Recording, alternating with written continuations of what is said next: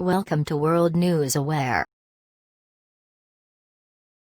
Donald Trump, Tulsa rally fails to draw expected crowds amid virus fears. Mr. Trump had boasted earlier this week that almost 1 million people had requested tickets for the event at Tulsa's Bank of Oklahoma Center. But the 19,000-seat arena was far from full and plans for him to address an outside overflow area were abandoned. There had been concerns about holding the rally during the pandemic. Protesters topple statues across U.S. 4 reasons why this was a bad week for Trump. Tulsa confronts violent past ahead of Trump rally.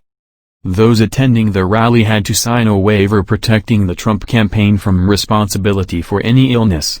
Hours before the event began, officials said 6 staff members involved in organizing the rally had tested positive.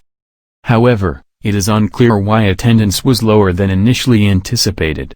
Mr. Trump, who spoke for almost 2 hours on a range of topics, referred to those in the stadium as warriors, while blaming the media and protesters for keeping supporters away.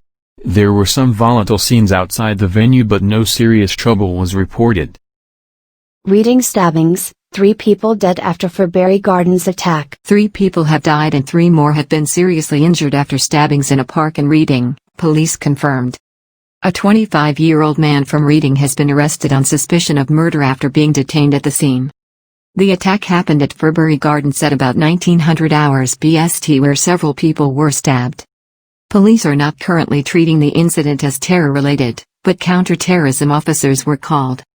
Security sources have told the BBC a man arrested at the scene is thought to be Libyan. Thames Valley Police said the incident was not connected to an earlier Black Lives Matter (BLM) protest in the park. About a dozen armed police officers carrying shields were later seen entering a block of flats in Basingstoke Road in Reading at about 2300 hours BST. BBC News Home Affairs correspondent Dominic Cassiani, who was outside the block of flats, said he heard a loud bang at the scene.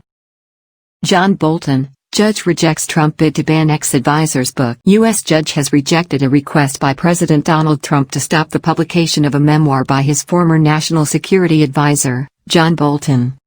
The Justice Department argued that the book had not been properly vetted. Washington, D.C. District Court Judge Royce Lamberth said the government had failed to establish that an injunction would prevent irreparable harm. Mr. Bolton had gambled with U.S. national security and already exposed his country to harm, the judge said. Hundreds of thousands of copies of the book, The Room Where It Happened, have been printed and distributed, and are due to go on sale on Tuesday. In the memoir, Mr. Bolton paints an unflattering picture of a president whose decision-making was dominated by a desire to be re-elected in November.